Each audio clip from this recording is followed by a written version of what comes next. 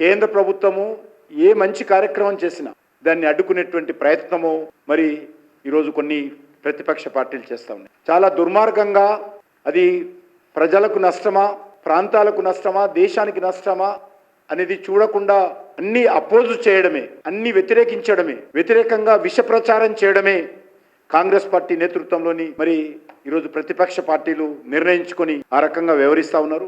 పార్లమెంటులో నరేంద్ర మోడీ గారు ప్రభుత్వం ప్రతిపాదించినటువంటి మొన్నటి బిల్లును ఆమోదించినట్లయితే 44 మంది దళిత మహిళలు పార్లమెంటులో అడుగు పెట్టేవాళ్ళు, 24 మంది గిరిజన మహిళలు ఆడబిడ్డలు పార్లమెంటులో స్వాతంత్రం వచ్చిన తర్వాత మొదటిసారి ఇంత పెద్ద సంఖ్యలో అడుగు పెట్టేవాళ్ళు. ఇంత అన్యాయంగా, ఇంత దుర్మార్గంగా మరి తాను పట్టిన కుందేలకు 3 ఎక్కాలనే విధంగా నరేంద్ర మోడీ గారి ప్రభుత్వాన్ని వ్యతిరేకించాలి.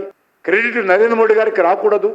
మహిళలకు నష్టం జరిగినా పర్వాలేదు, దళితులకు నష్టం జరిగినా పర్వాలేదు, గిరిజనులకు నష్టం జరిగినా పర్వాలేదు, గిరిజన మహిళలకు నష్టం జరిగినా పర్వాలేదు, దళిత మహిళలకు నష్టం జరిగినా పర్వాలేదు అనే విధంగా ఈరోజు కాంగ్రెస్ పార్టీ వ్యవహరిస్తూ ఉంది. ఇంకా సిగ్గులేదు కాంగ్రెస్ పార్టీకి, ఇంకా వాస్తవాలను అర్థం చేసుకోలేకపోతుంది కాంగ్రెస్ పార్టీ. 3వ వరుసగా కాంగ్రెస్ పార్టీ పార్లమెంటులో ఎన్నికల్లో ఓడిపోతే ఇంకా ప్రజలది తప్పకు, మాది కాదు తప్పని విధంగా కాంగ్రెస్ పార్టీ వ్యవహరిస్తుంది. ప్రజలకు అజ్ఞానులు, ప్రజల్లో చైతన్యం లేదు కాబట్టి వాళ్ళు మోడీ గారి నాయకత్వానికి, భారతీయ జనతా పార్టీకి, ఎన్డీఏకి ఓటేస్తున్నారు అనేటువంటి సోదిలో ఈరోజు Rahul Gandhi and party company ఉన్నారు. రేవంత్ రెడ్డి ఈరోజు అనేక రకాలుగా దక్షిణ భారతదేశం గురించి మాట్లాడాడు. నేను మనవి చేస్తా ఉన్నాను, ఈ రకంగా ఈ ప్రతిపాదికన ఏదైతే సీట్ల పెంపు రేపు భవిష్యత్తులో దక్షిణ భారతదేశానికి అన్యాయం జరిగితే దోషిగా నిలబడాల్సింది రాహుల్ గాంధీ, రేవంత్ రెడ్డి, స్టాలిన్ అని మనవి చేస్తాను.